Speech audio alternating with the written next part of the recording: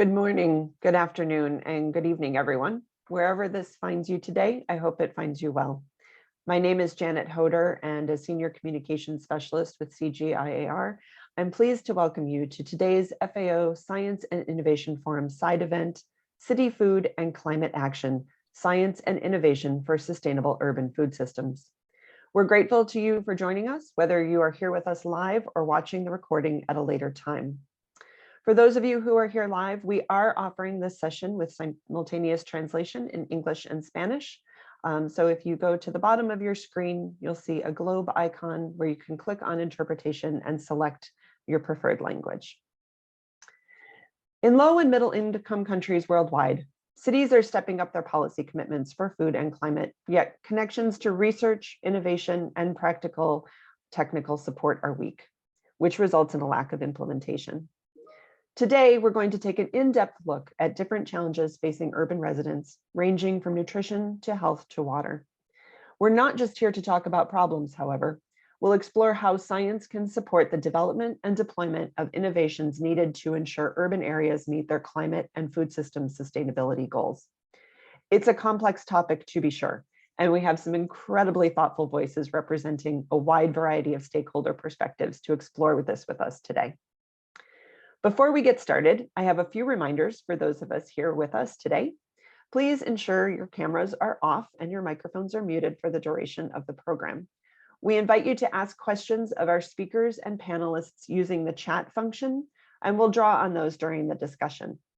A reminder that we are recording this session for rebroadcast at a later time for those unable to attend. We have a very full program for you. So without delay, I'd like to introduce Martin Kropf, Managing Director for Resilient Agri-Food Systems with CGIAR, who will give opening remarks. Martin? Yeah, thank you, Janet, and welcome everybody. It's a special event because basically this is the first time that we have a very serious initiative in the CGIAR related to urban, peri-urban environments. Because we all know by 2050, more than 68% of the people on the planet will live in cities. We see it happening all over, including over 5.5 billion in low and middle income countries. And of course, the agri-food sector is playing a central role in the transition to an urban world over the next generation. Now, growing urban populations require healthy and affordable and sufficient diets. And our current food systems are not enough equipped to deliver these. So disruptions to food supplies and rising prices from the COVID pandemic and global conflicts have exposed the vulnerability of urban food systems across the global south. And we all know about it, we all hear about it every day. But also in countries in the global north. So it's an issue that is global, but of course hurting the most in the global south. Now, even more fundamentally, cities and their food systems are threatened by climate change.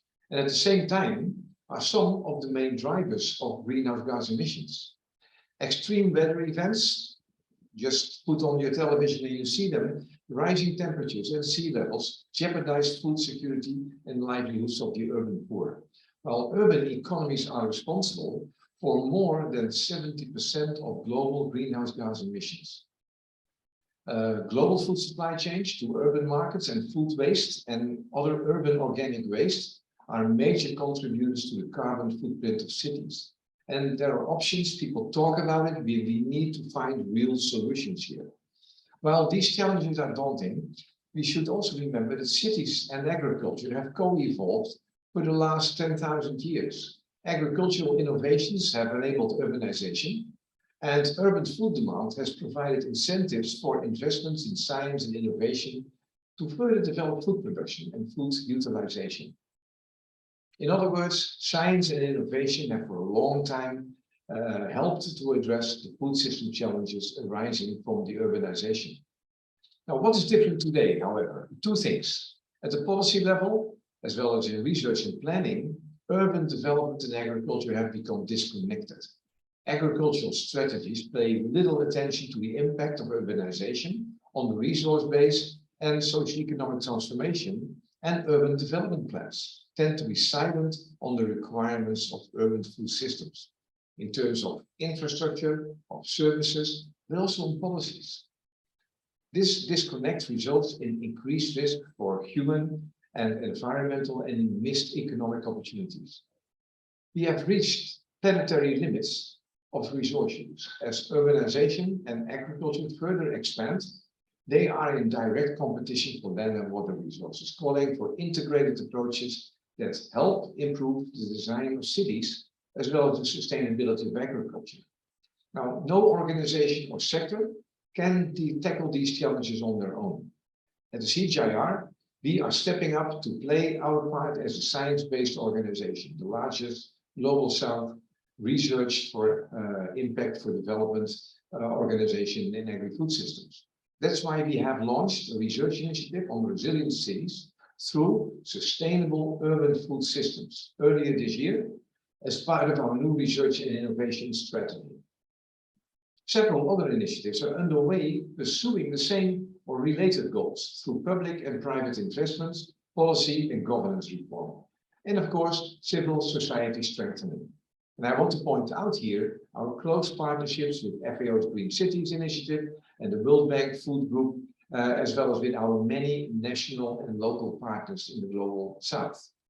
Together with our research and delivery partners, CGIAR scientists are working to develop solutions for some of the most pressing issues facing cities and their food systems, including making urban and peri-urban food production more efficient and accessible, strengthening informal food markets to reduce food waste and improve employment, adapting and promoting technologies for circular economies, including safe reuse of organic waste and wastewater within the urban food system. A complex one, but really one that we have to work in the global north, but especially also in the global south. Developing intervention tools for improving the diets of urban adolescents and strengthen research and innovation capacities through local universities. So a big agenda. Now, over the next 90 minutes, you will hear some examples of this work from Africa, Asia, and Latin America. And as you can see from the list of speakers, the close collaboration between researchers and city stakeholders is at the heart of our approach. Our research needs to respond to the priorities of urban societies and thereby generate knowledge and tools that will help cities implement their strategies for improving their food systems. So I look forward to hearing further from our panel about the work and the plans that they have to really contribute something, not just talking about things, but action, really working together with our partners to have impact. Thank you so much. And Janet, back to you. Thank you, Martin. Indeed, the challenges are significant, but so are the opportunities, and the collaboration that's happening is sure to have an impact.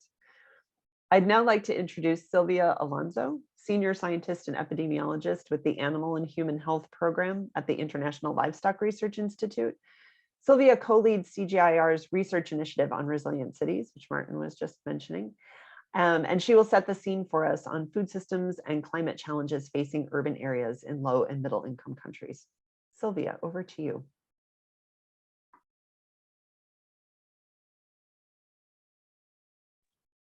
Thank you, Janet, and hello, everyone.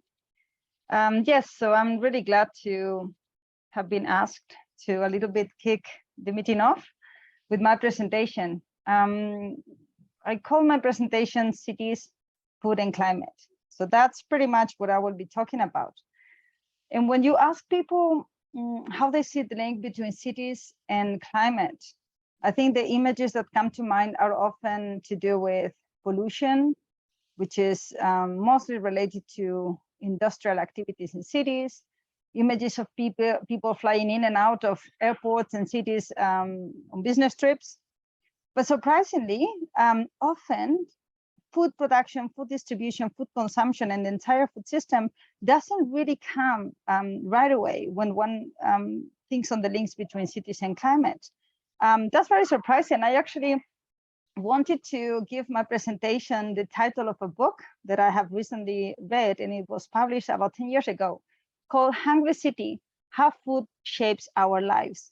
And on that book really presents a very clear case on how food systems define how cities have evolved historically. So a lot of what we look and see how cities are constructed and structured is all down to the need to feed people in cities.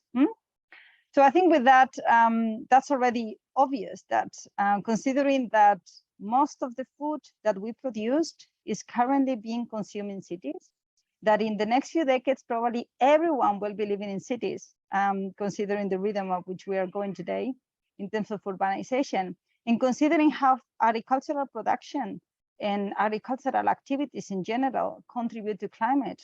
I mean, it's obvious to see now the link between cities, the agricultural system that feeds cities, and the climate. Now, that relationship between cities and climate does not only go in that direction, it's also going the opposite direction. Climate has enormous impact on cities, both direct and indirect. So climate the great droughts that we've seen in many places of the world, and we're increasingly seeing more and more often, obviously interfere with our capacity to produce food. So that may lead to lack of food to feed urban dwellers, instability, poverty, ill health. So that's a very direct impact of climate on cities, basically, and its citizens. Indirectly, floods and disruption to roads and the channels that allow food to go from production to the distribution places and the consumption places will mean that less food can reach cities. So the link between cities and climate is very complex, but it's actually a bit of a loop. Cities are responsible for climate change and are possibly one of the most vulnerable sites for climate change too. So what's the role of science on all that? And this is basically the focus of today's session, is how can science help address some of these challenges and seize some of those opportunities that Janet was referring to. And of course, science contributes to a lot. All of our progress comes from science and from innovations. But I just want to talk about two very concrete areas where science can really make a contribution to the development and the sustainability of cities and reducing their environmental footprint. One of the areas is for science to generate evidence, to generate data, and facilitate the use of that data by policymakers, by municipalities, by city governments, to be able to do evidence-based urban planning. Urban cities, especially in the global south, are growing really fast, are urbanizing really fast, and decisions are made or not made very fast, but definitely are often not evidence-based. So we see cities growing and growing and more housing being constructed, but not necessarily thinking on what is the impact for that of that on our relation of cities with environment, pretty much, on how those cities are serving the needs of people. I think science, especially for the global south, we need still to understand very well what is the profiling of cities, how are cities growing, and what are the weak links in especially in the food systems that make them more vulnerable to climate change. And hence, how can we find solutions to strengthen those weak links? That's an area where science can definitely contribute. So providing data that we think we have, it's not so clear, the evidence for all these linkages and where we should be acting to mitigate the relation between cities and climate change.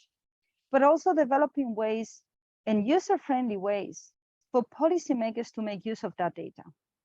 Now there's, at the bottom of my slide, there is one example of one of those initiatives that is trying to come up with processes that policymakers can use to make efficient use of existing data, that is called Latitude 40. And it aims at developing what it is called an urban data analytics platform, where using geospatial data, satellite images, and artificial intelligence to allow policymakers to map how cities have evolved historically in the past few years and foresee how they may evolve in the coming years. And with that information, be able to choose what path and what decisions to be made when it comes to urban planning. So this is just one clear example of how science and data usage and organization can really help cities. Another big area where science can contribute to the positive development of cities is obviously on technological and institutional innovations. And I'm sure a lot of my colleagues today will present clear examples of that. One clear example is all the efforts towards coming up with solutions that go in the direction of supporting circular economies. So that in cities, waste is pretty much used as an input and as a resort to other systems. In that way, food systems in cities become more efficient, and their environmental footprint is reduced. There's plenty of other examples, technologies for reduction of food losses, which is one of the biggest challenges in cities. And by reducing food losses, again, we increase the efficiency of agriculture in the production and delivery of foods to people. So I just leave it that these are the two areas where I see, and I'm sure my colleagues will present examples on that. So there's more chances to touch on this. And we need to do more in science, especially when it comes to the global south. Now, some colleagues have recently published the outcomes of a review of literature. They were interesting to see how the amount of research that a country produces in relation to climate relates to the country's characteristics. And among many things they found, I think there's a couple of things that are very interesting for us in today's session. They found that the highest number of publications a country has on climate change, the highest is the rate of preparedness. Now, we don't know which direction this is. The more publications you have, the more prepared you are, or the more prepared you are, the more publications you have. We don't know. But there's a clear correlation between those parameters. And there is an inverse correlation on the number of publications and the country's vulnerability to climate change. So the more vulnerable a country is, the less research has been done on climate change by the country. So I think this is what we all need to step in, those of us working on research for development for the global south. And this is where the initiative that Martin was referring to fits really very nicely in. And I'll just give you some more details about that initiative. As part of the CGIAR and building on the amount of research conducted for decades by the CGIAR on agriculture and for development. Now there is a focus with a new initiative that will look into food systems in cities in the global south. That's a little bit the short term for it. And the focus of this is looking for how research can help us come up with solutions for cities that will deliver resilient outcomes in terms of nutrition, better diets and better nutrition for people, better equitable access to job opportunities and access to good livelihoods. But also, again, how can cities reduce their environmental footprint and how we can find solutions that contribute to the circular bioeconomy. The initiative will look at several aspects that relate to food systems in cities, starting by looking at production opportunities in urban and peri-urban areas with the aim of finding opportunities for shortening value chains, but also to make food production in urban and peri-urban settings more efficient. It will also look on distribution channels with a particular emphasis on informal value chains, which are the ones that are feeding the vast majority of people and in most cities in the global south, but that are often overlooked in research. The focus on this is going to be how can we make those value chains more efficient, more well-functioning, and how at the same time, besides providing affordable and good diets to people, can also be a means of good livelihoods and equitable access to job opportunities for women and the youth. It will also look at the environment. So it will see what strategies can be put in place so that the environmental footprint of cities is contained. So all the aspects around by circular economy will be looked at in this angle, but also health risks from food systems in cities in relation to food safety, but also in relation to livestock keeping, for example, in cities. Finally, or not finally, but another aspect will be looking at consumption. So what are diets in cities and what are the drivers that define those diets, and how can the supply chains change to deliver actually better diets. So we will be analyzing those profiles in various settings and seeing how we can best advise how food systems should improve the delivery of food. And finally, we look at institutional innovations that will deliver an enabling environment to make sure that all these ideas and areas of research will be put into fruitful use. So this is all from me. Janet, over to you. Thanks so much, Sylvia, for giving such a thoughtful frame of reference for the challenges urban areas are facing. And as you note, these challenges are happening at a number of levels, and we're across value chains and throughout the system. But we're fortunate today to be able to explore a few of those areas more in depth.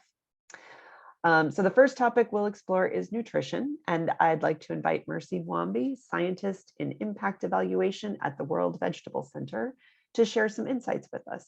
Mercy, over to you.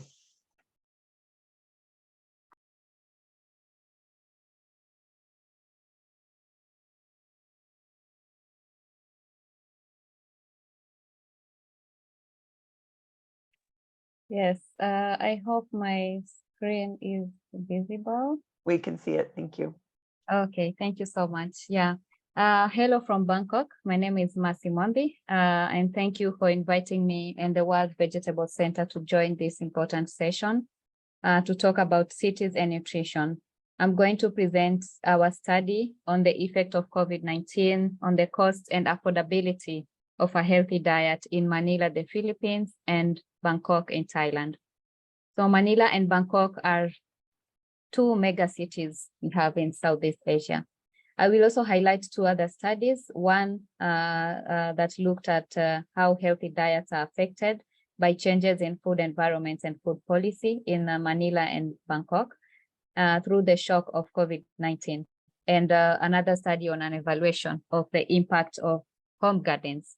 So these two later studies are in their early phases, and therefore we'll just present the preliminary results.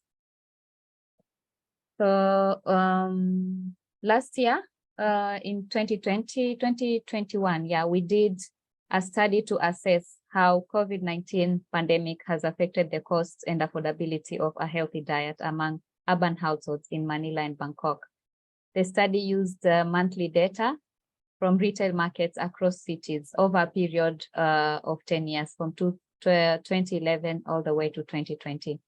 And then we applied the cost of recommendation diet approach, which estimates for each month the minimum cost of a basket of foods to meet national food-based dietary guidelines for a healthy diet.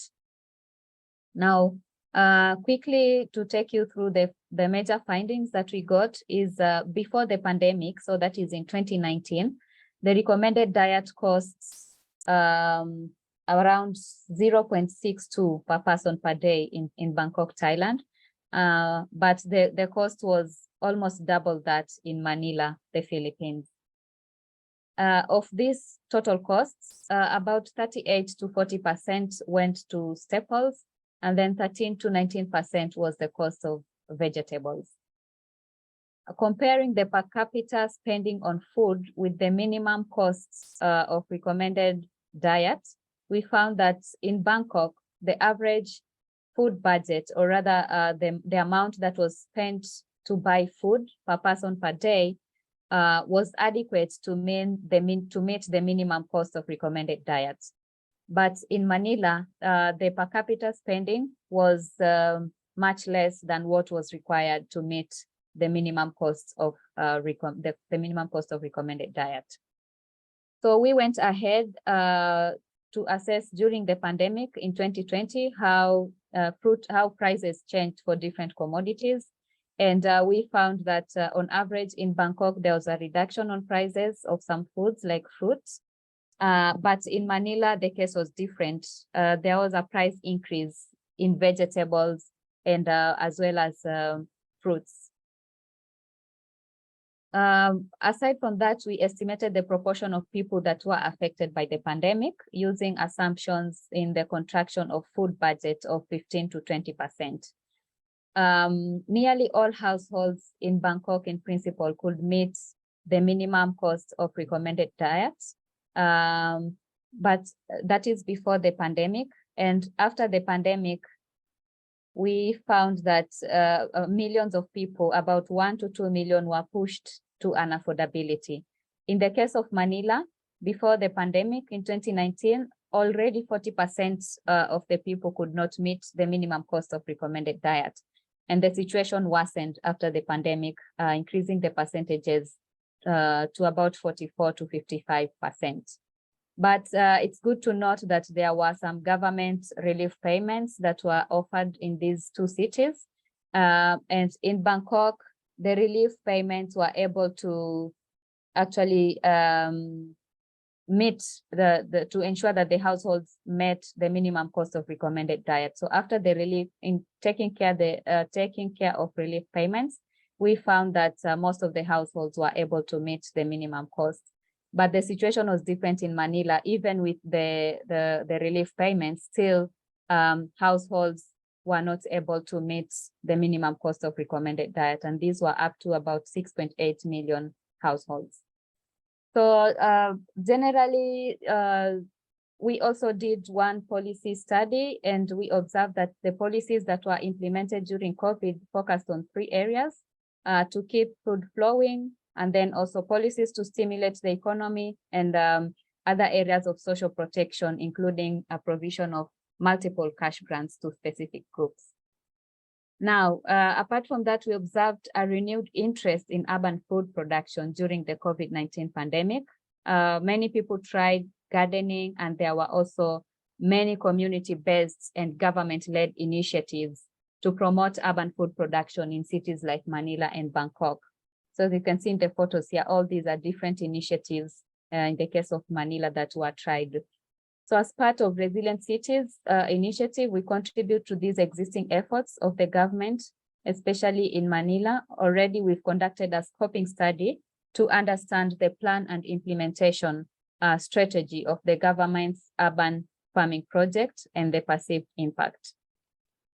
So although my study focuses more on COVID-19 pandemic, similar experiences can be expected in urban areas hit by different shocks, such as ongoing food price inflation and natural disasters.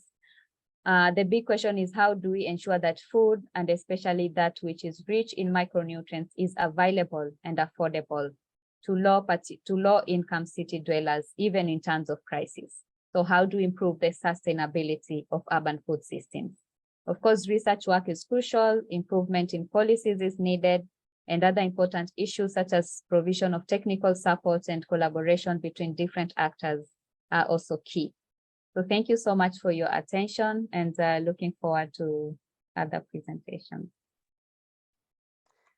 Thank you, Mercy, for those insights. And I think that you raise a really good point in that with the pandemic, there will no doubt be a lot of lessons that we will be drawing from for quite some time in terms of addressing shocks and also resilience. So thank you very much for sharing that. And sort of following on that, I'd like to remind our audience that if you have questions for Mercy or comments about the presentations you're hearing, or questions for our other speakers, please go ahead and put those in the chat. We'll draw from them for our discussion later in the session. You don't have to wait until the discussion opens to share those questions with us. Next, I'd like to introduce Salome Gebrez-Gabher, Senior Researcher in Circular Economy and Water Pollution at the International Water Management Institute. Salome also co-leads the CGIAR research initiative on nature-positive solutions.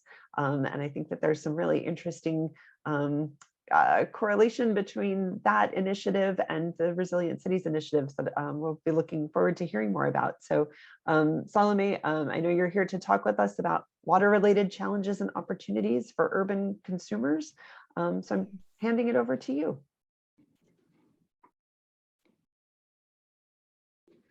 Yes, thank you, Janet. Yes, as you have rightly put it, I'm also part of, I am the co-lead for the Nature Positive Solutions, which has synergies and complementarities with the cities initiative. I'm also part of the cities initiative from the IMI side. I'm happy to join this forum to present some of our work on innovative research for circular economy and urban resilience.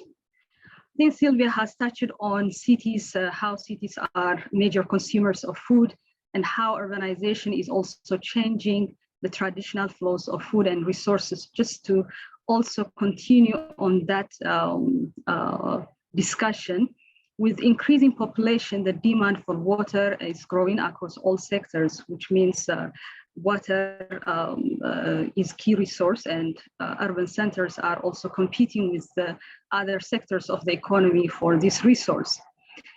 In addition to that, with increased urbanization and also with increasing consumption levels, significant liquid and solid wastes are generated, especially in developing countries where we don't have proper treatment facilities or non-functioning treatment facilities.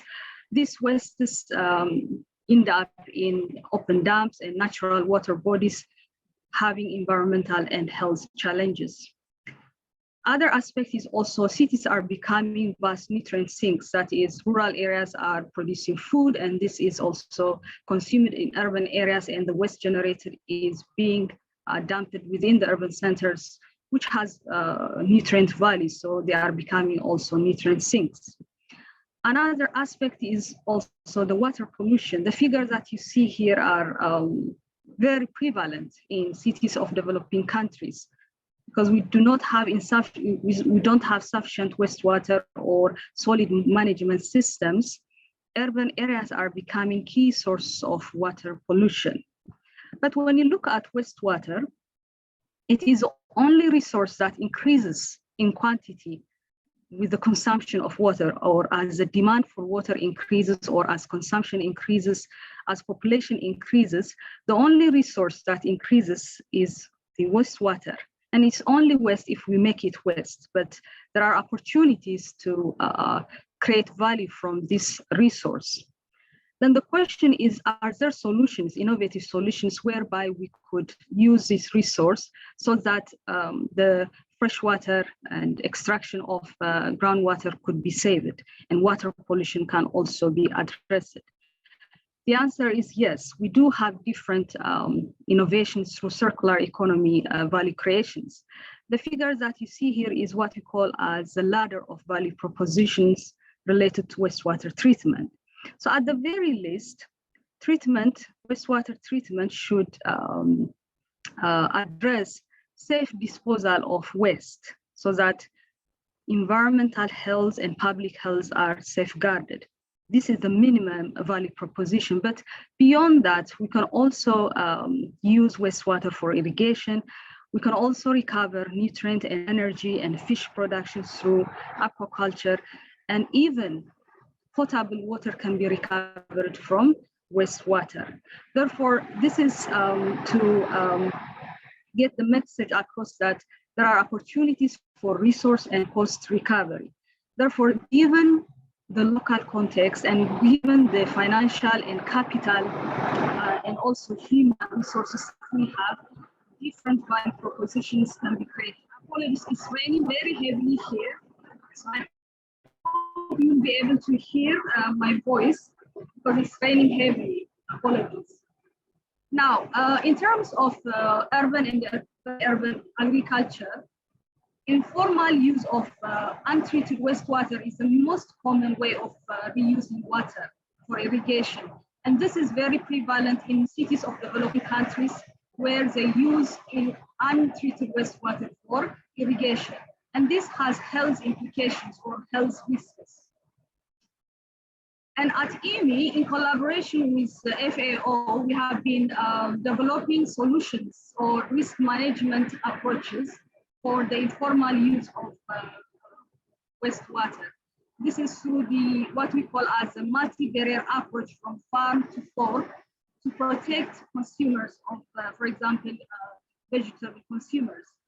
And the figures that you see here is that different safety practices can be instituted along the value chain, from the wastewater generation to food producers, to retailers, and also consumers. However, we need incentive mechanisms and enabling environment for the adoption of these safety practices.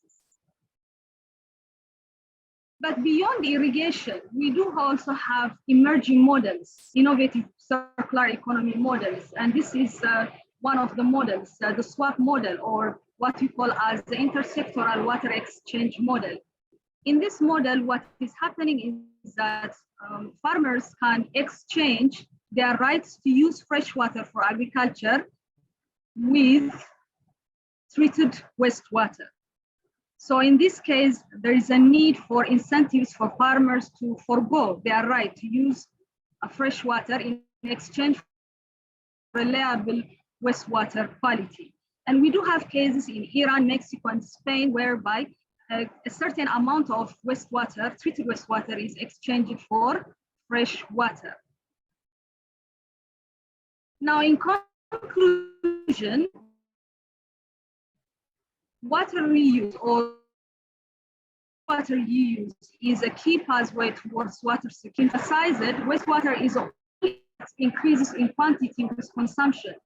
Therefore, there are different value propositions or different models that we can implement so that it addresses water security issues as well as climate change issues. And wastewater is more than irrigation. We have different models, innovative models that require business thinking. However, in order these models to be implemented successfully, there is a need for capacity development and as well as strong incentive mechanisms for intersectoral collaboration. As you have seen in the SWAP model also, there are also complex governance issues involved. We need to have proper rights, legal frameworks for some of the models to be implemented. With that, I conclude my presentation. I hope the rain has not disturbed my presentation. Over to you, Janet. Thank you, Salome. And certainly laying out that context for us. We were able to hear most. There were a couple of points where your audio broke up a little bit, but we definitely understood the complexities that we're looking at in terms of water, particularly with regard to urban areas. And I will say that the illustration on your first slide was one of, I think, the best representations I've seen of just what kind of challenges we're facing in terms of competition for this critical source.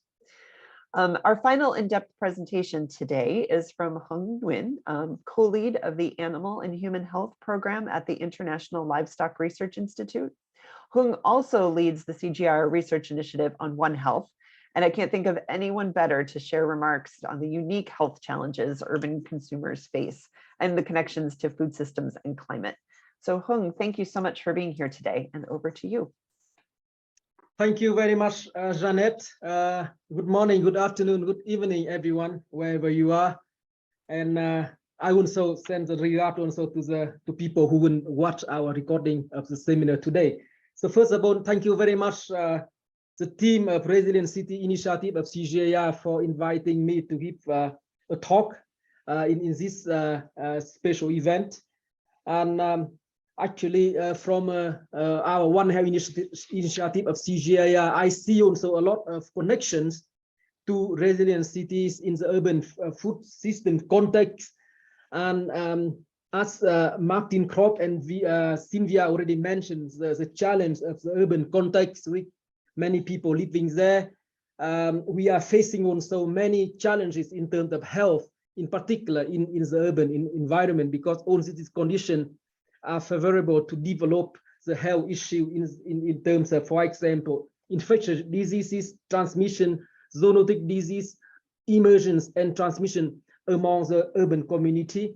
So that is actually what we are seeing in the current context of the pandemic of COVID-19 at the moment. The second area is also important in terms of urban context linked to health is about food safety. And actually, I will come back a little bit later to talk about that in the urban context. And finally, the emerging issue of antimicrobial resistance in urban environment is also something important. And all these complex health system need a more integrated approach to deal with that. And that actually is the idea of the One Health approach, meaning that we bring different sectors for collaboration to improve health of people, animal, and the environment. So now in this specific discussion on health in food system, in environment, in urban environment, one of the example that we have been working for long in CGIAR INRI is about food safety in informal markets. In most of developing countries, the informal market is a place where people trade and buy and consume most of the food. That's why, this is very important for the population in urban environment. And most of the informal markets, they don't have very good infrastructure, and the hygienic condition is not good either. That's why there's a lot of concern about health related to food safety from this informal market. So the question is, in fact, what can we do to deal with the issue of food safety in informal market in general, and in formal markets in the urban environment in particular?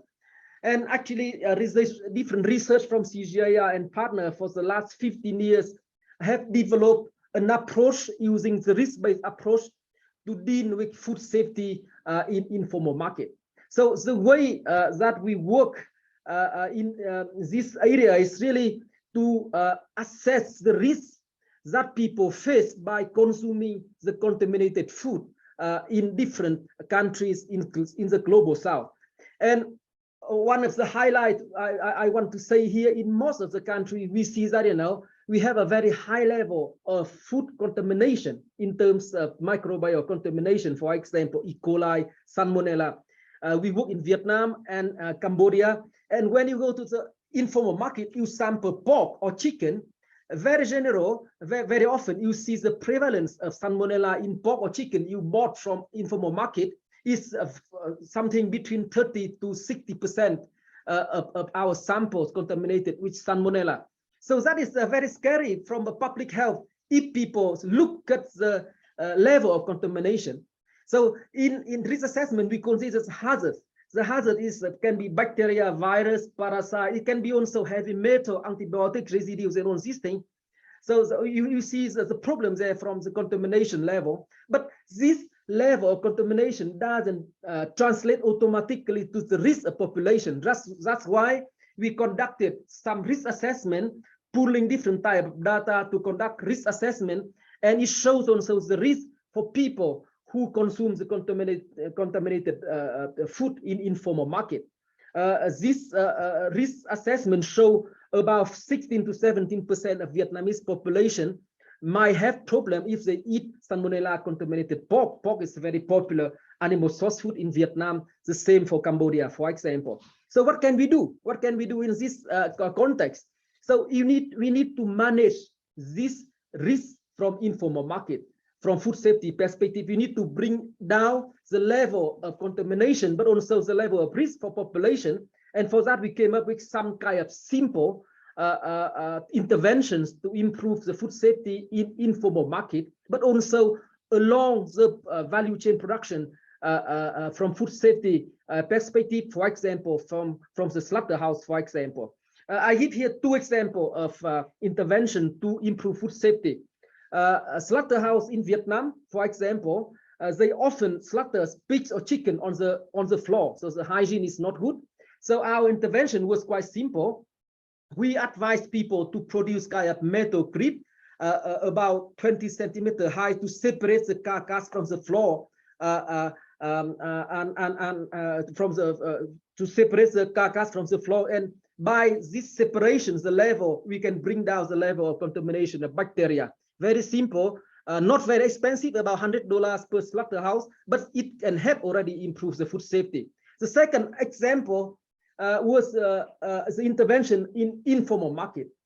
So we call it the capacitating, motivating, enabling environment intervention. So the intervention comprises three things. You need to train people so that they have knowledge about hygiene, so that lead to the improve the behavior and the practice in the informal market.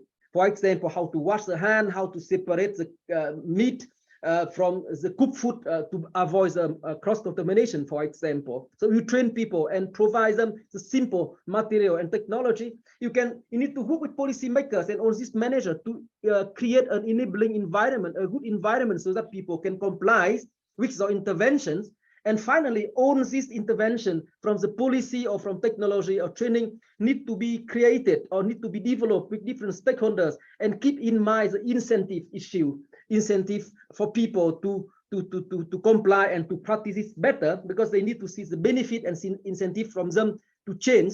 So we invest something like $25 to $30 per pork shop in Vietnam or in Cambodia. And with this investment and training and effort to work with policymakers, that can bring the level of salmonella contamination to a reduction of 25% with this investment. So you see, not big investment, understanding the local context can lead to some improvement of food safety in informal market.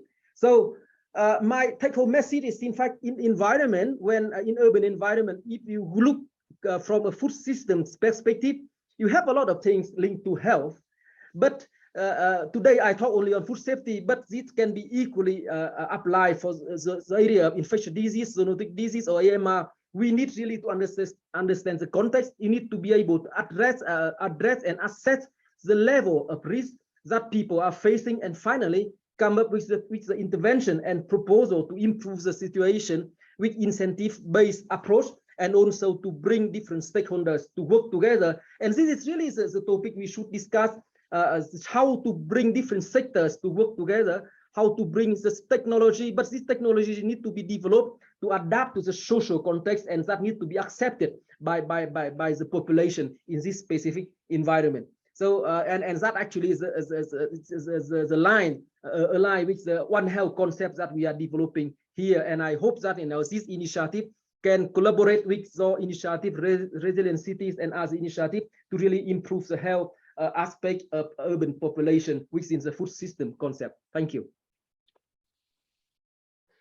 Thank you, Hong. And I think that that example of food cities in informal food safety, rather, in informal markets is a particularly compelling one in this context, because not only does it really show the importance of kind of reaching across sectors to bring together different stakeholders, but it also draws in nutrition issues, and it draws in water issues, and kind of ties all of this together and shows just how interconnected both these challenges and these systems are. So thank you for those insights. And definitely we've learned a great deal today about these three key issues. And now we're very grateful to have with us representatives from 2 cities who are facing and addressing challenges such as these, to share their perspective on how science and innovation can help cities build resilience in the areas of climate and food systems. And as we move into this next portion of our program, I would like to remind you that questions can be posted to the chat at any time, and will be addressed in a short while in our discussion. So I'd now like to introduce Katia Bouillon Lopez, representative of the Secretariat of the Food System Council of Metropolitan Lima, to give us some insights on how Lima is addressing food system and climate challenges, as well as how science can support policy and policymakers' efforts in these areas. Katia, thank you for being here today. Buenos días con todos. Muy agradecida de verdad de la invitación. Thank you very much, and I'm very grateful for the invitation that was sent to the municipality. And I'm grateful to be participating today. We in the municipality of Lima will have a food security council, and this is a space that brings public and private institutions, starting with the municipality's own areas. The ones that are in the end will be carrying out actions to create sustainable food systems. And we also ask civil society organizations, central governments and ministries to participate. And we also, academic institutions, all of them are part of this council. And what we're trying to do is debate the problems of the food systems and propose public policies. Everything that you have mentioned in the previous presentations are problems that we do face here in Lima. And we have in some way in the municipality been facing and trying to carry out programs to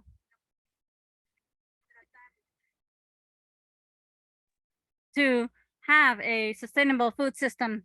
Out of the presentations I heard, for example, for Sylvia, I heard that climate is true in Lima.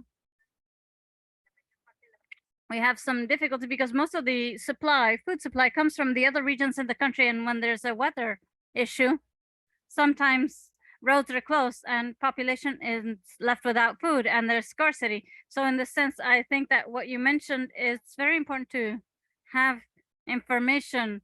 Research is very important so that it can help us, not just the problems that we have for the future, but also how in Lima we can create programs that can contribute and help the population get more access to food. If there's a problem like the pandemic, that they have the possibility, and research is very important for that. Also creating new technologies. Here we do have agricultural areas that may have been reduced. There's still some that can be supported with technologies to make them more productive and competitive. And we are also promoting, as Mercy said, the urban vegetable gardens. We are promoting an ordinance to have an urban farming program here in Lima. What we're trying to do in the Food Systems Council is to create public policies that help us create a sustainable food system in Lima.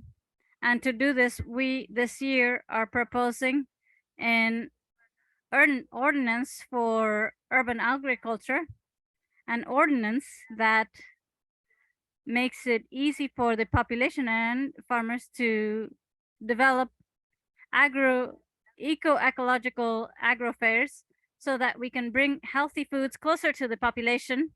We also have an ordinance that has been approved that is making sure that the school population, to create awareness in children and young people about healthy nutrition. And we have a recent ordinance that promotes the recovery of foods in supply markets or wholesaler markets, because many times sellers do not sell everything, and what is not sold is lost. So we're trying to work on the recovery of that lost foods. And in the pandemic, we have seen opportunities to recover foods. So this is a big challenge to ensure food security for the population, and anything that can help towards that is good. And science and innovation are important tools for us to be able to connect and to find out about the advances that may exist and that can be applied here in the city.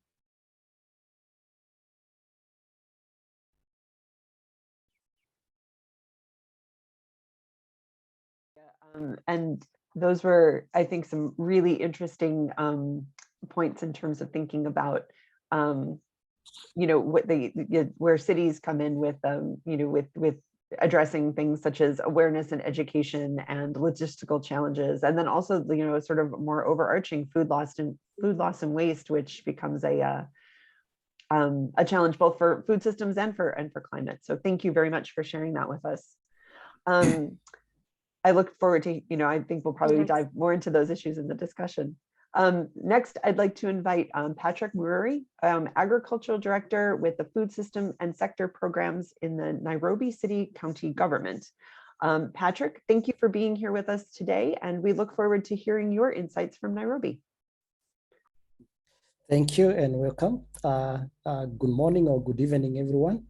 I'm going to talk briefly about what we're doing in Nairobi City. And basically, we are looking at how we are dealing with the stakeholders. And as a start, we see that we are looking at the stakeholders in about 5 areas. The first area that we are looking at is in production, and here we are looking at technologies, innovations, and management practices that help in food and animal production. or other food production or in the food system. And the technologies are either in terms of the greenhouse, the drip irrigation. We also have the aquaculture, the aquaponics or hydroponics. And we are also looking at pest and disease control mechanisms. And this one is mainly done so that we are able to meet the food needs or the food gaps that we have in the city. We also note that Nairobi, for instance, it produces about 20% of its requirement, with about 80% coming from the counties that surround Nairobi. And because of that, then the next node that we also look at, where we are involving the other stakeholders in the distribution.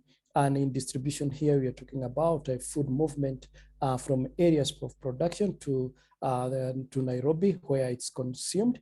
And in the distribution network, we have a series of wholesale markets as well as retail markets where food commodities arrive and are distributed throughout the city. However, it is not always easy to distribute food, and we have quite a high losses in terms of food loss, and we also have quite a bit also of food waste. We also have a third node, and this is processing. And when we are looking at processing, mainly we are looking at it at stakeholders at a small scale. And we are looking at processing of, for instance, beef. We also are looking at processing of chicken. We're also looking at small scale processing of fruit and vegetables. We also have a case of, for instance, the peanut butter. And we find that there are various stakeholders who are involved in all this, though are better at a lower scale than what would really require. There are only a few large scale processors. However, we continue to engage more.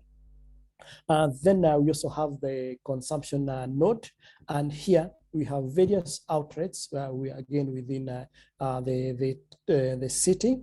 For instance, we have large supermarkets like Naivas. We also have the equivalent of Carrefour in Europe, and I bet in the rest of the world.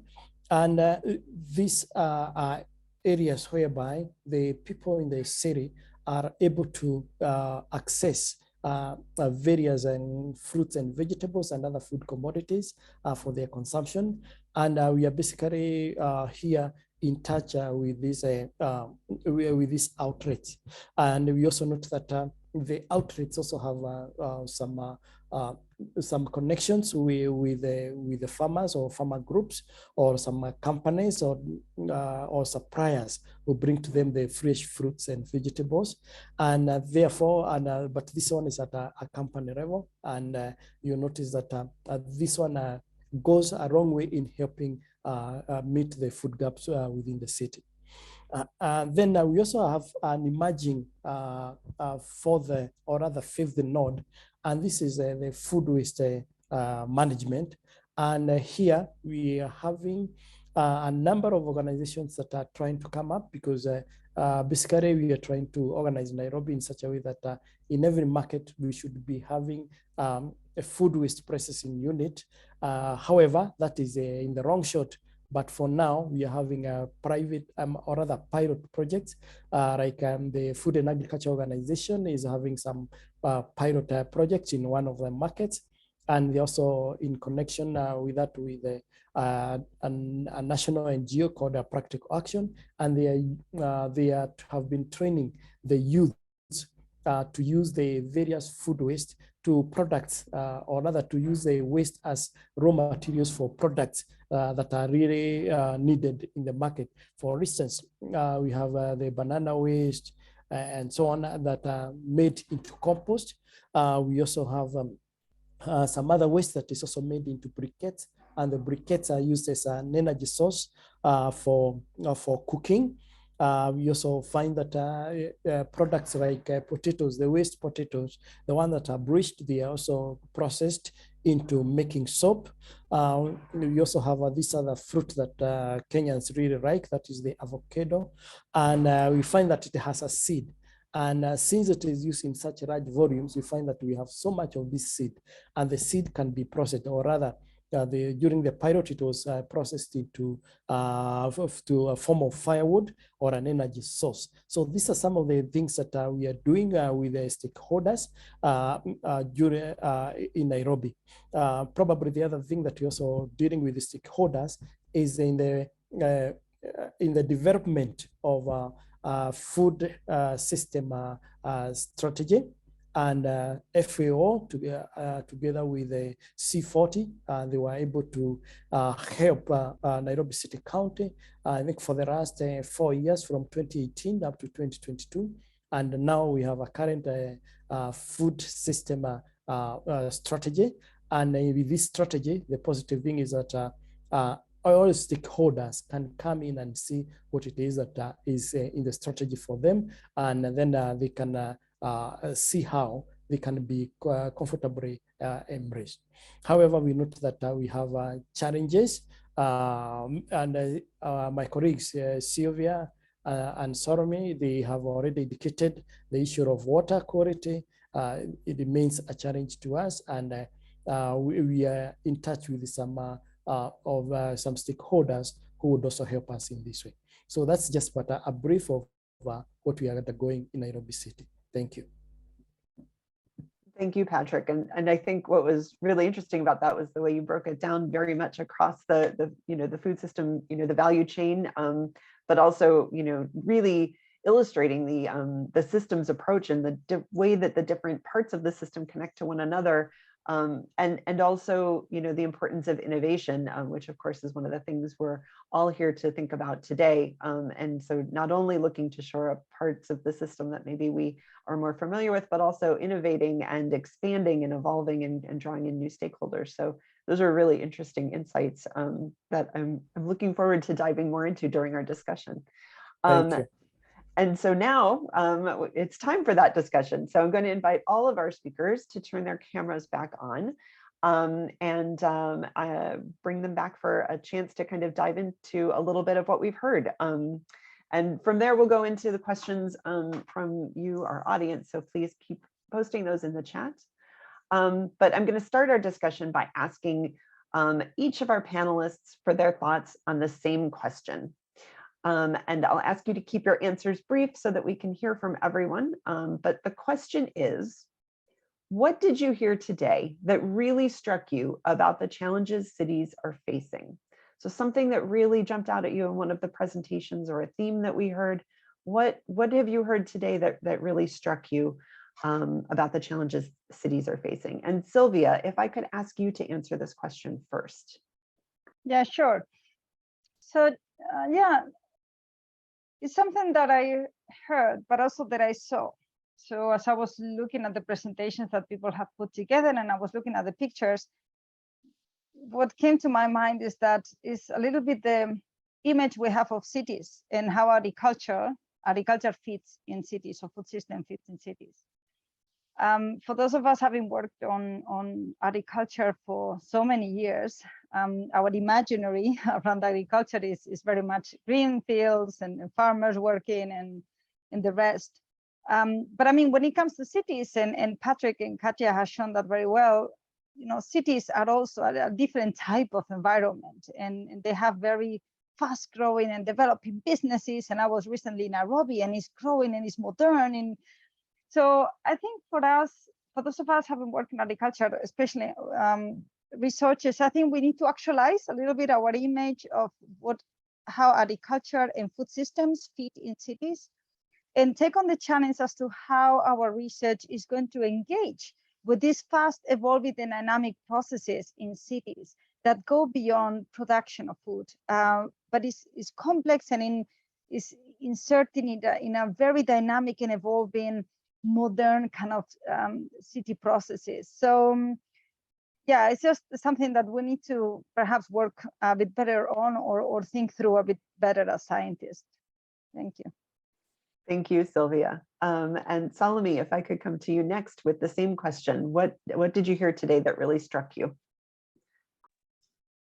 Yeah, for me, what struck me was one of Sylvia's slides on the more vulnerable the country or the region is or the area is, the less research done on climate change. I mean, intuitively, I would presume that the more vulnerable the area is, more research that should be done, but it's not that the case. So this shows that there is a need to focus more on those vulnerable areas, to do more research on climate change, and also it means that there is less data. We are data constrained, and we have been presenting that a lot in terms, we do research, but still especially on climate change and for example, how circular economy can address some of the climate change challenges, or the role of circular economy on climate change mitigation and adaptation and so on. So this validates our hypothesis that we need more data. So that struck me. It should have been the other way around. The more vulnerable the area, the more research is done on climate change, but it's not the case. So that's one of the things that struck me. Thank you. Yeah, that was a very interesting point there, and it is a good question about which way which one drives the other, or do they both drive each other? Thank you for that. Hung, if I could bring you in to answer that question, what did you hear today that really struck you? Yeah, I mean, two things actually, not one thing, but two things I would capture from our speakers in this panel. First of all, the first one is a little bit aligned with what Salome just said, and link directly to the example of water, because I have been working on that and I have some observation.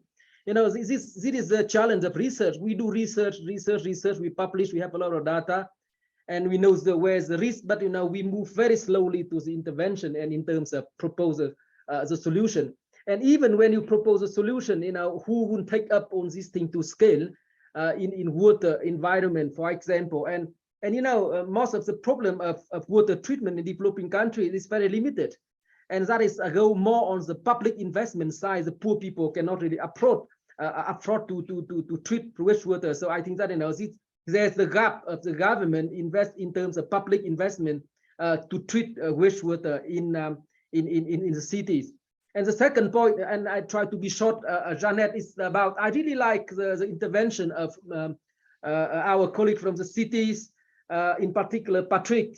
The government come up with some nice ideas in terms of health, diet, nutrition, but the concern is in fact how on this policy can reach the poorest people in the urban environment. With my 2 years of experience living in Nairobi, for example, I see a little bit the challenge how to reach the poorest people with some of this with this policy from the government. Thank you. Thank you, Hung. Patrick, coming over to your perspective, could you share with us what really struck you today? Thank you.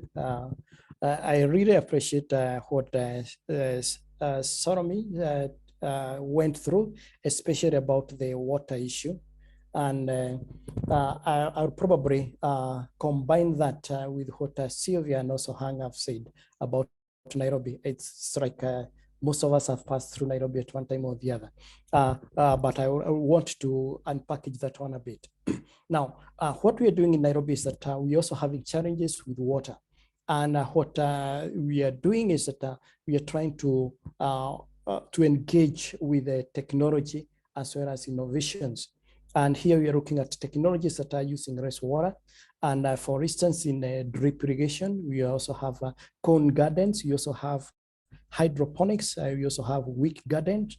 And these are just but innovative innovations that use rainwater and that basically are used for vegetable production. And coupled with this, we are also investing quite a bit on roof water catchment, as well as also the service runoff catchment, such that we can capture as much water as possible that can be used for crop production. And maybe for Hung, I'm not very sure which part of Nairobi that you went to, but for the last, I think 3 or so months, I've been to Kibra. Kibra is one of the slum areas in Nairobi. The one they say it's one of the biggest slum areas, and we are establishing vegetable gardens in schools, in institutions.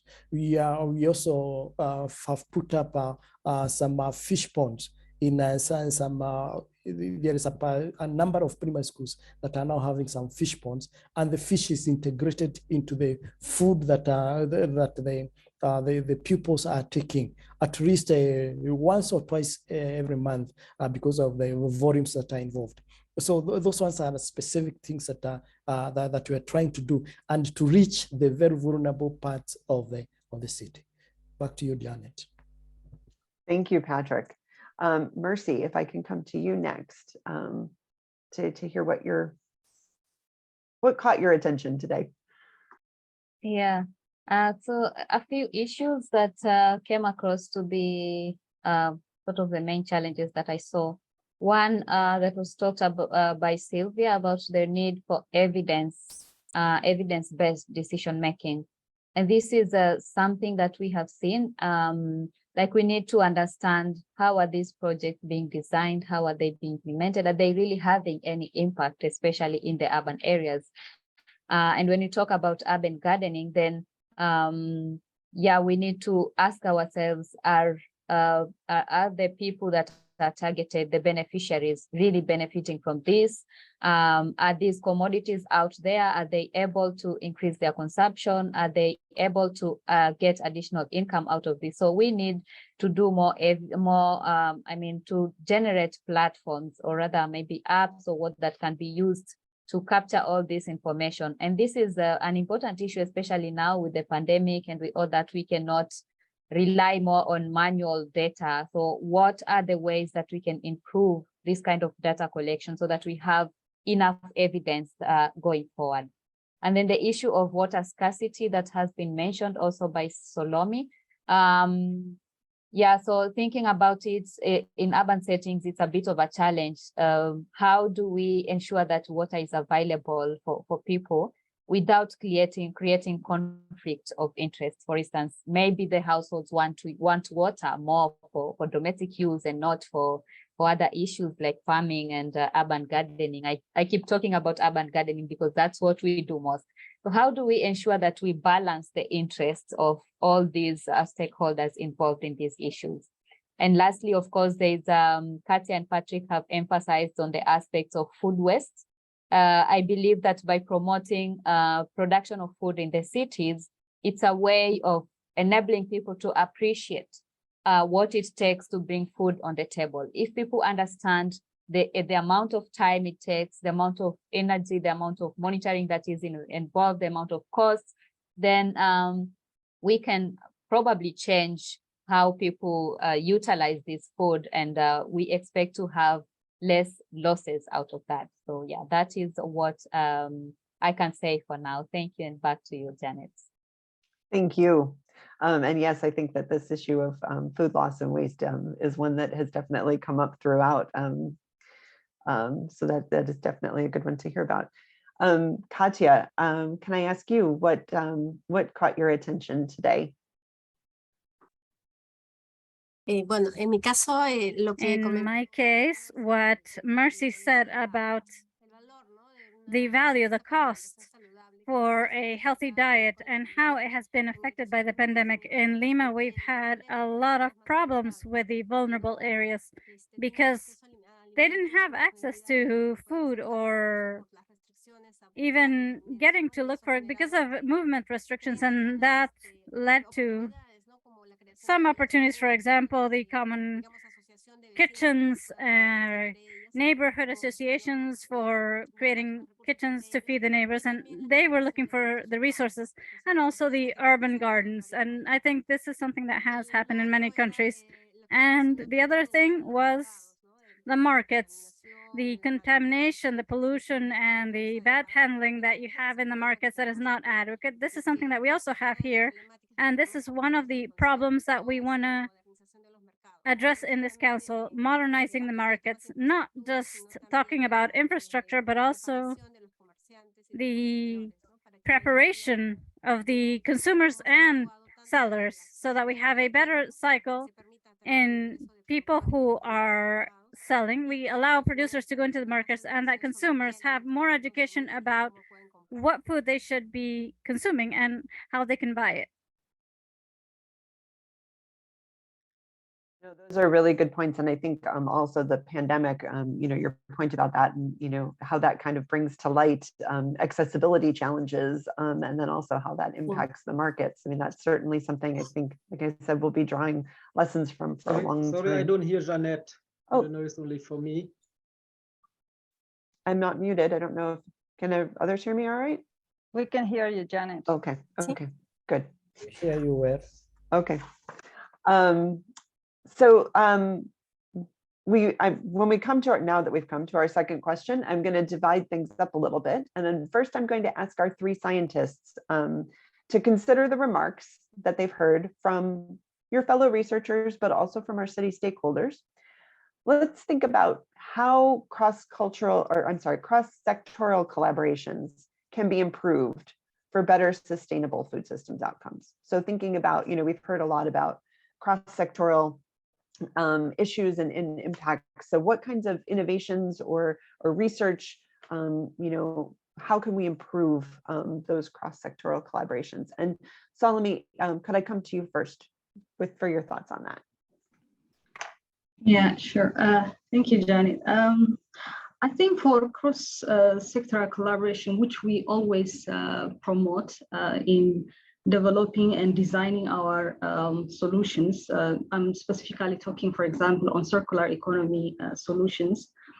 The first thing that would be more important is first to understand the local context, understanding the enabling environment. When I say enabling environment, the regulations, the infrastructure, the market, the finance, understanding that enabling environment is key as an entry point.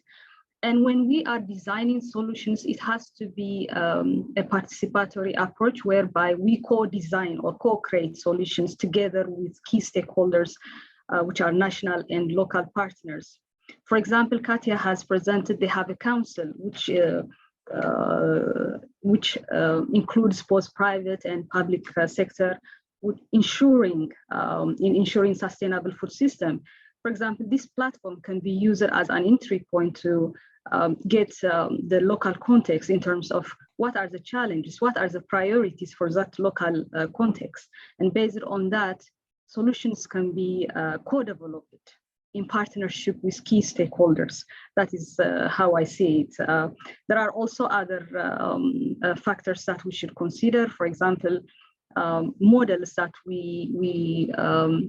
or solutions that we develop should take into consideration what is the local context, what is available, the resources available, the infrastructure available, and so on. And key is to include, it should be inclusive. And also I like the Patrick's comment on capacity building of use, on how they can recover resources from different waste streams. So capacity building is also one of the key aspects for cross-sector collaboration. And private sector involvement is also key. I would stop here. Over to you, Janet. Thank you. And yes, I think that definitely, hearing today, not only the cross-sectoral within the research community, but then cross-sectoral across stakeholder groups too, in those different ways with regards to especially co-designing and co-creating. Hung, can I come to you and ask you your thoughts on improving cross-sectoral collaborations in this space? And especially since, one of the things you had raised was the food safety issue in the informal markets and how that kind of cuts across different aspects.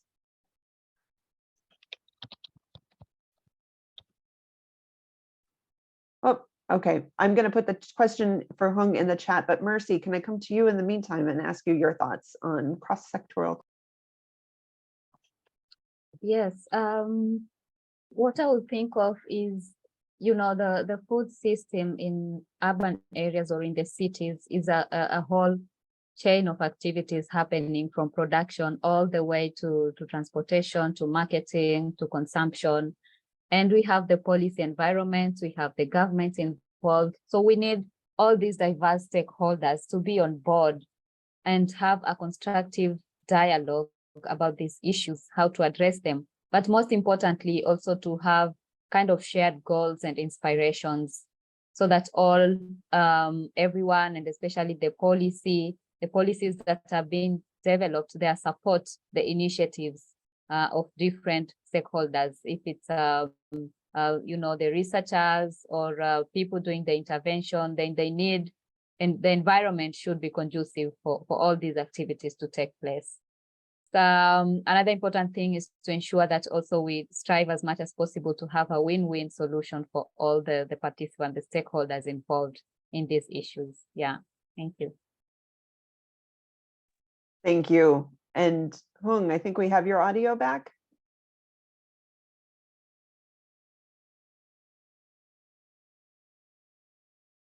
We'll give him just a moment.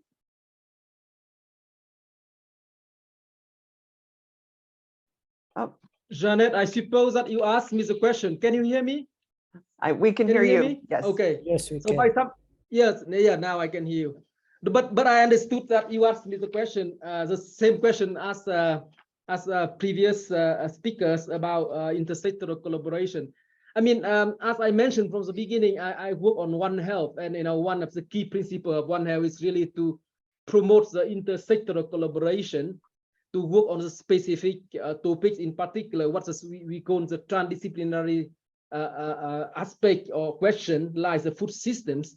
And just not to repeat on the point our previous speaker already mentioned about the importance of system and how to bring different people to work together. I think that one of the key points to work on that is really to provide or to attribute the credit to different stakeholders around the table, because sometimes when we talked about food systems, some people or some sector are more dominant than the others, and that will prevent from the participation from other people. So this the credit need to be shared among sectors, among partners, and in particular when you bring the community in, because they also themselves can bring some good knowledge to improve the food systems and to reach the outcome in this thing. And finally, also, as it lies intervention in food safety I mentioned before, that need to be incentive based, because only when people see the credit share and also incentive for them,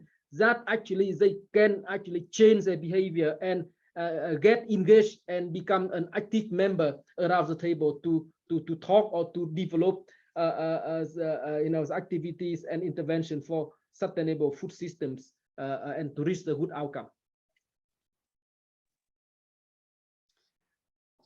Thank you, Hung. And I'm going to now ask a question to our city representatives.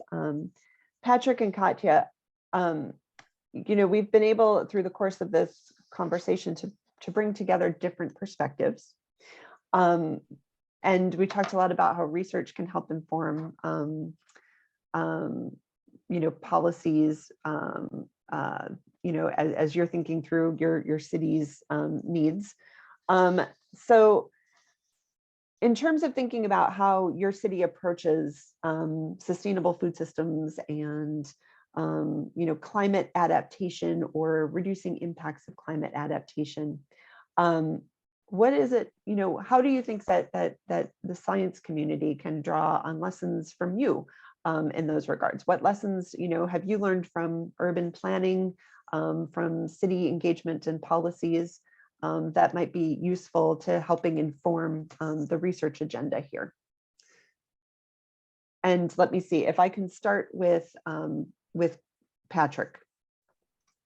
Thank you. I think I'll give it a shot. And one of the things that is very important is that we have to talk to one another.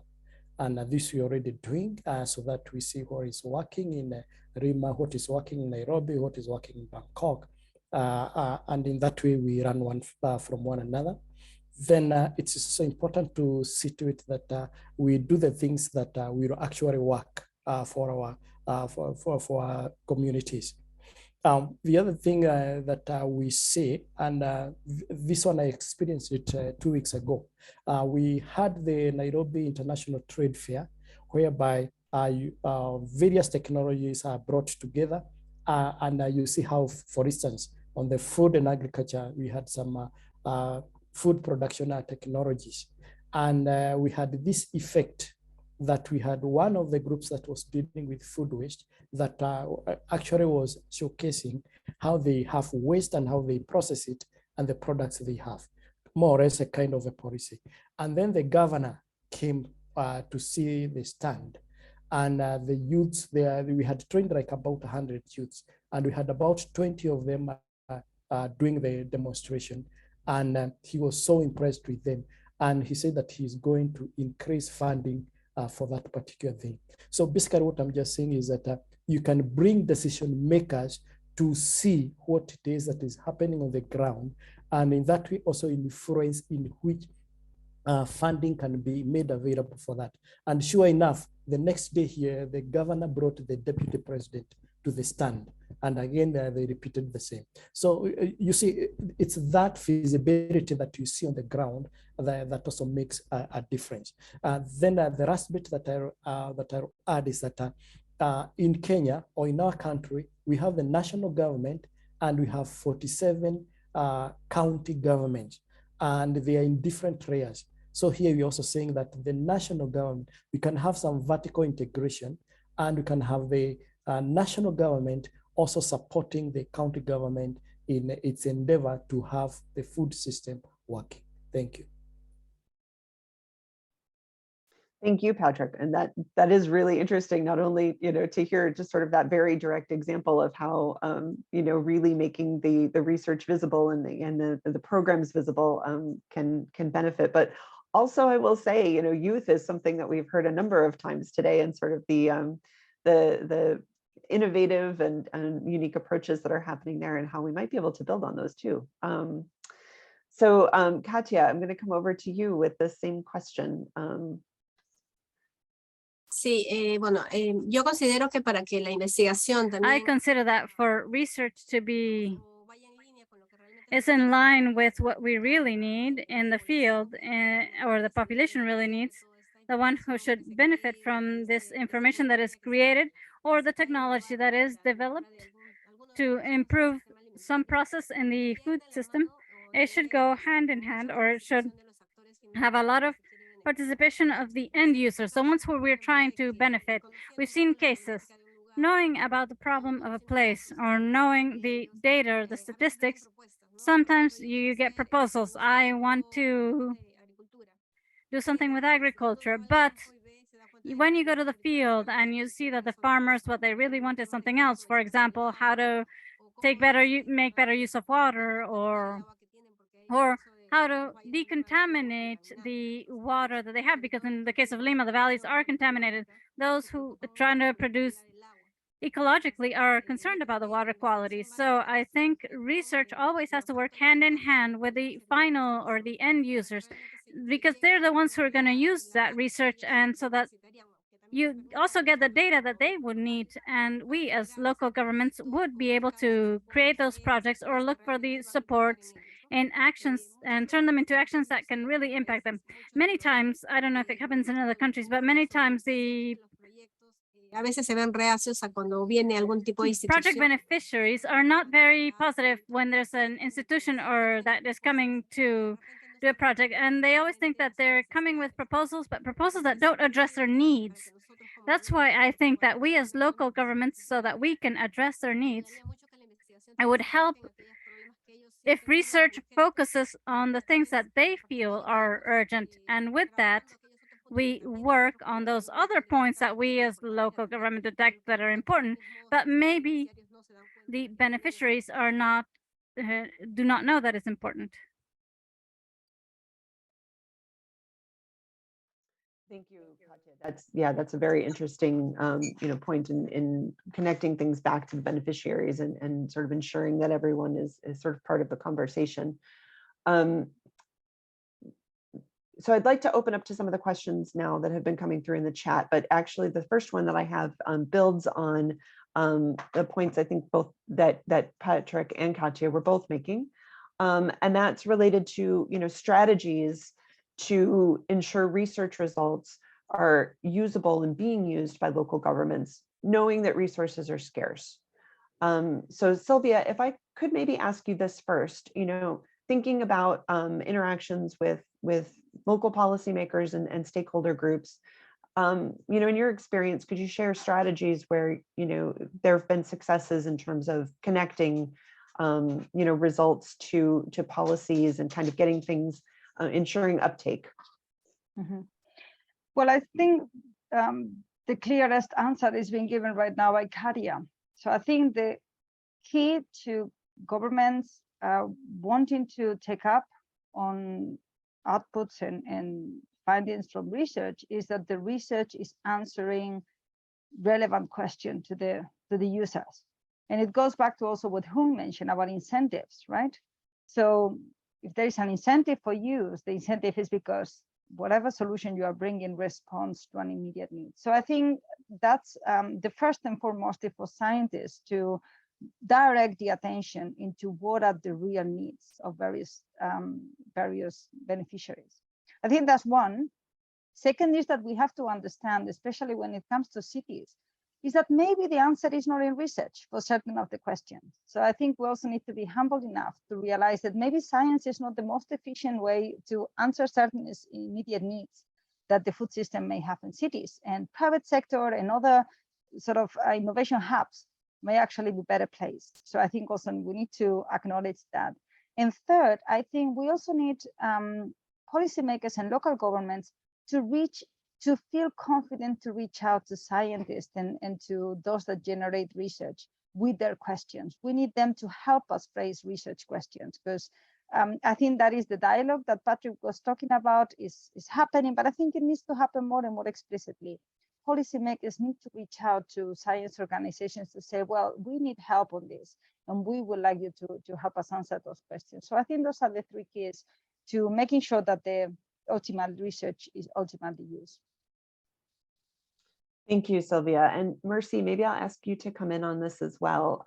Thinking about, strategies and experiences you've had in engaging, with stakeholders and policymakers, especially in situations, so many times we're encountering situations where resources are scarce. How are we able to ensure good dialogue between, policymakers and researchers, and also, uptake of research?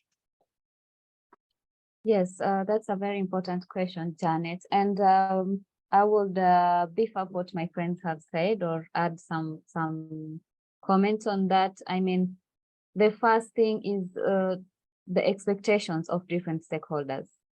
I mean, in our recent type of intervention that we were assessing, we found that the farmers, for instance, or the local people had a different expectation from what the researchers had, from what the government had. So to bridge these kind of expectations and make sure that, we are all on the same platform, and that even if we have different expectations, the expectation of each actor is met to some extent. And so the question is, how do we ensure that we achieve that? I think dialogue is very important, and beginning discussions from the start of the project or from the start of an intervention in the cities to identify all the stakeholders involved and have the discussions right from the beginning, involve every actor, so that everyone understands what's happening and what they can expect from this, and they also voice their concerns, they voice their issues, so that in the end we are able to meet the outcomes of the project as well as the expectations of different people involved. Yeah. Thank you for that, Mercy. And Patrick, I might be putting you on the spot a little bit, but I know you've touched on this a little, the uptake a little bit from, sort of having something where you can bring someone into the field or to show a project, but thinking about earlier stages of engagement, maybe perhaps, ensuring that there's good communication between research community and policymakers in terms of what's needed by the policymakers. Do you have, thoughts maybe you'd like to share on effective ways that has happened, or advice that you would give maybe? Okay, thank you, Janet. I think if there is a bit that I would like to add. In 2018, between 2018 and this year, we actually had a dialogue between the various stakeholders. And during that dialogue, we were able to come up with a Nairobi food system strategy. And the FAO, Food Agriculture Organization, and the C40s actually helped us, took us through the pieces. Now, during that process, we were able to meet with the stakeholders within the different departments in the city county, and also other stakeholders who are outside there. And then currently, our national rules or county rules state that for whatever that you really want to put up, you must have public participation. And that was during the COVID times. And we actually could not move from door to door, but we were able to put our questions through the media, through newspapers, through the radio.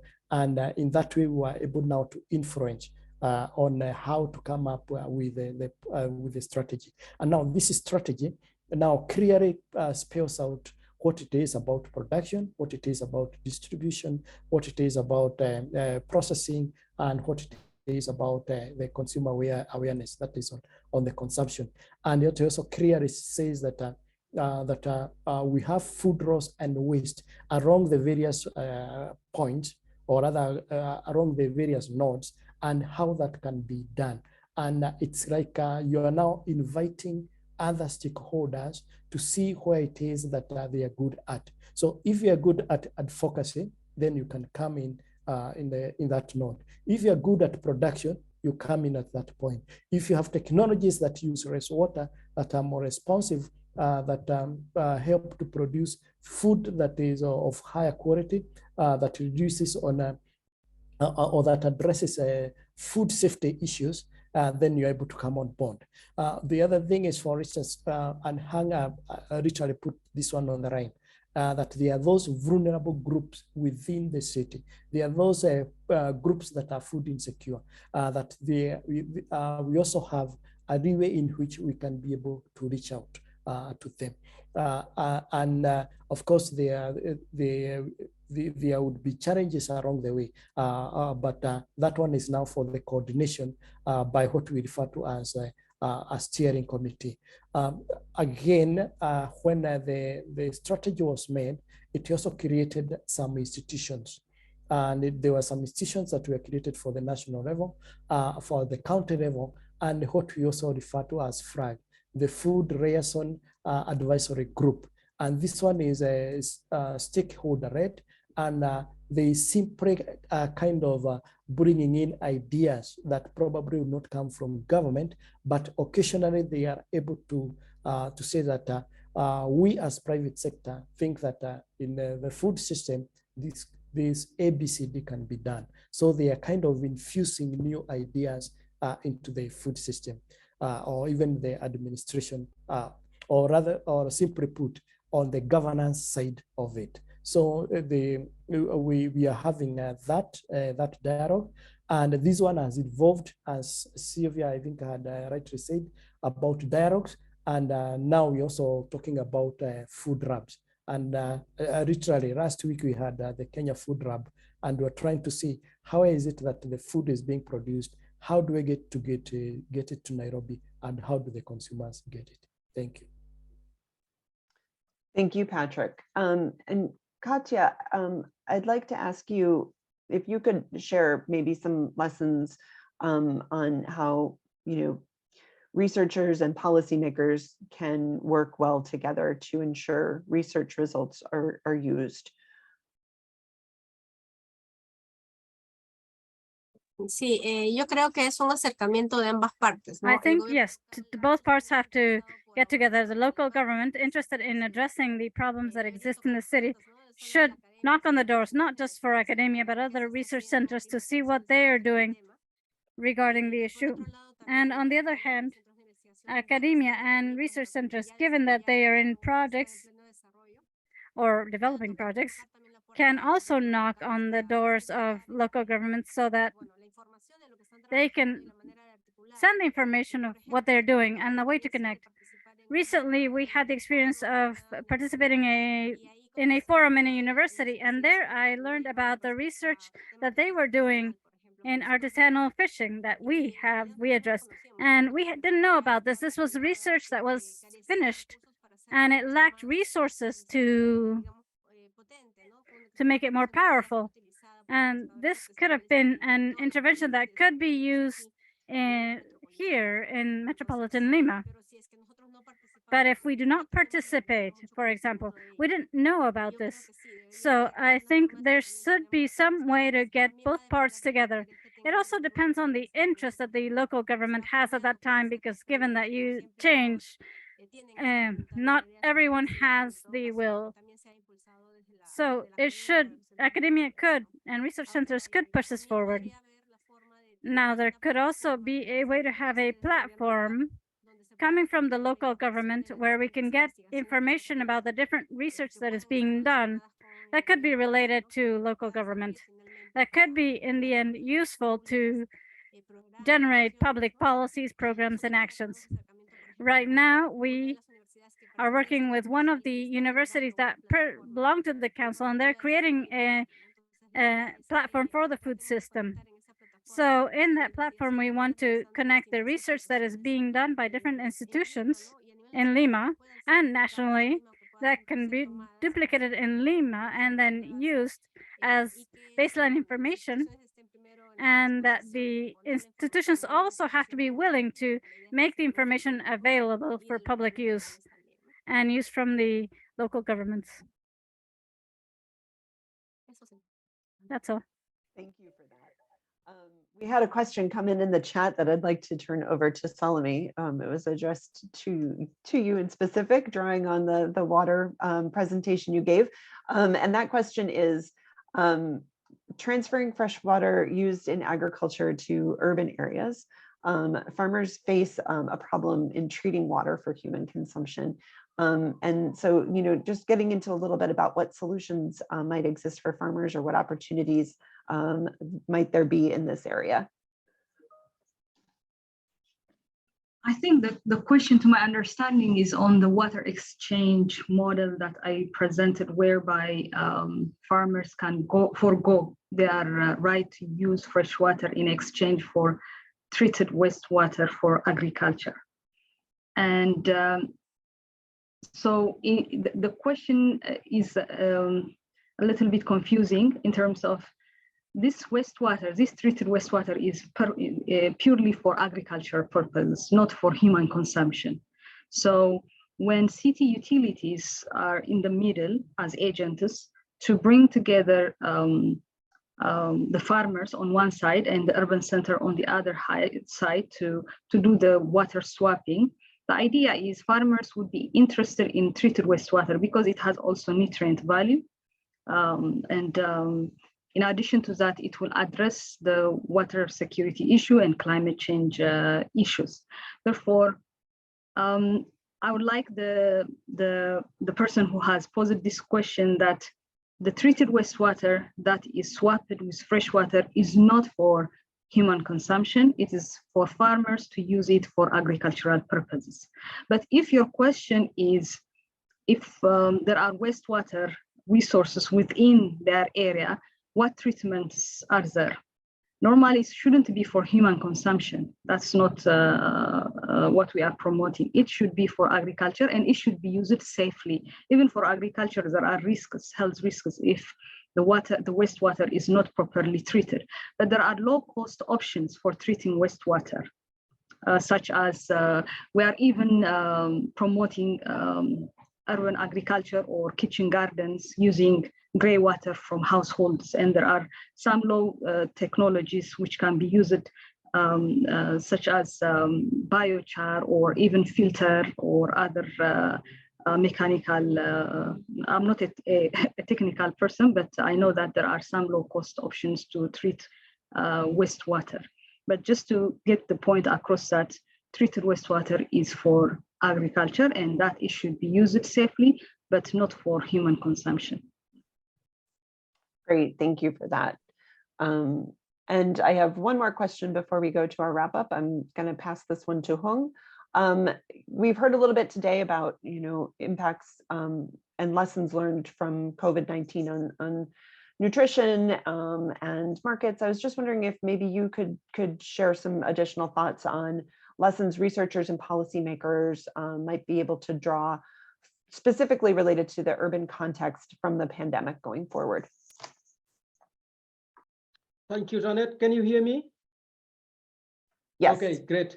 Apologies for my sound problem between phone and computer. But before addressing that question, I need to say that, I really appreciate very much the openness from Katia and Patrick from the city governance point of view to work with researchers. I think that is really key to improve our situation, because sometimes I see that, research is there and you from the city level, there, and how to really connect between these two worlds. But I see that you are very motivated and open for the discussion. And also another point, Patrick, the vulnerable people I refer to in my previous remark, I said that with 2 years experience here in Nairobi, I was really referring to the people working on different slums around Nairobi and in Nairobi that I experienced. So now coming back to the questions on how researcher and government can work better together during the COVID time. Janet and colleagues, I think that we need a really large range of partnership or collaboration or trust building between the policymakers and researcher, or even the community in different countries.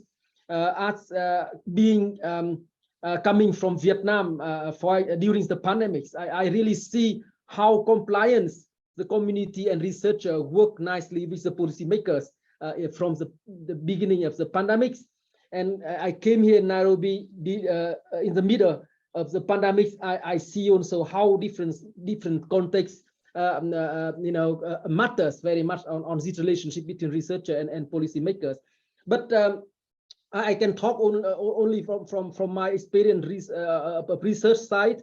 Some of our research during the pandemic, during the COVID in food safety, benefit a lot from the pandemic, in the sense that people really aware of the pandemics, and some of the hygienic practice was really respected and practiced during the pandemics. And from that point of view, it made so easy or much more interesting for researcher and policymaker to work together during this pandemic time from the food safety point of view.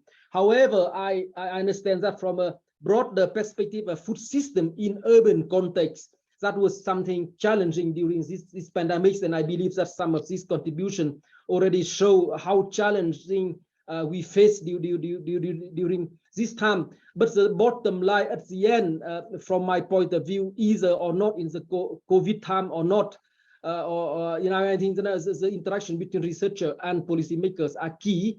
And with that, I appreciate again the point raised by Katia and Patrick, how the government can work more closely with researcher.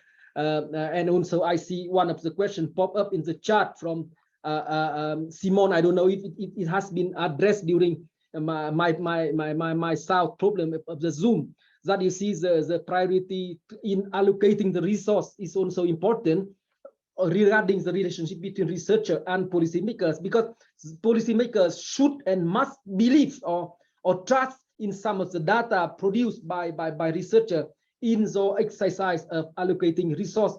And we know that the resource is scarce. It is important to use it wisely and to tackle the most kind of burning issue in the food system. Back to you, Janet. Thank you, Hung. I think that sense of collaboration is a great note to end our discussion on, which is good because this is all the time we have for today's discussion. So I'd like to thank once again Sylvia, Mercy, Salome, Hung, Katya, and Patrick for your thoughtful contributions throughout our conversation today. And I'm going to turn things over now to Simon Heck. He is the director of the Sweet Potato Agri-Food Systems Program at the International Potato Center, and he is also lead of CGIAR's research initiative on resilient cities. He has been with us throughout today's program, but has been listening in and saving his remarks to offer reflections and closing thoughts. So Simon, over to you. Thank you, Janet, and thank you all. And I've been really, I think, the winner of this webinar, because I have had the time to listen to you and to reflect, and I learned a lot from each of you. So thank you to all the speakers and to other online participants and to those who will hopefully also listen to the recording of this session. I think we saw why urban food systems and urbanization are so important in today's world and why they require our urgent attention. And this is the right time for us to join up across different research efforts, but also, as we said, with our stakeholders in the cities and in the countries where we work, and to focus our efforts on those priorities. And the examples we heard, I think, they came from both sides, right? Innovation happens not only in research, innovation also happens within the policy area, within social processes, in civil society, and in the private sector.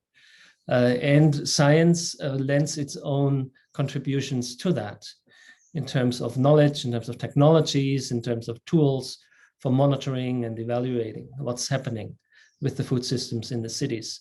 In as much as the challenges are really complex, they also are, I think, ready to be addressed. And the people we had on this meeting and the experiences they shared, they do make me confident that we are ready for that. Just to pick up on what Hung said, in sometimes times of crisis are also times where change happens easier and faster. And in as much as we are aware of the crisis of urban food systems, this should also then energize us and focus our minds, work together to address these challenges. From our side, and maybe I just close with a kind of a request and an invitation from the perspective of our CGIAR research initiative on resilient cities. We are just starting out, as we heard from Martin early on in this meeting. We started in April this year in a number of cities, including in Nairobi and Lima, in other countries in Africa and Asia. What we realized that from the start, we need to connect beyond our research institutions with the demand in the municipalities, in the cities, in the private sector, in urban society, in fact. And to do that well, right, we need two things, I think. One is to have the right kind of mindset around partnerships that we saw and heard in this meeting as well. And secondly, we then need also some practical tools for collaboration. We heard demands from Katja and others, that researchers need to engage very practically with farmers, with traders, with city administration. And we need to make research findings available in ways that are usable, right? So these kind of collaboration tools for research, for monitoring, for sharing of information is something our initiative wants to focus on.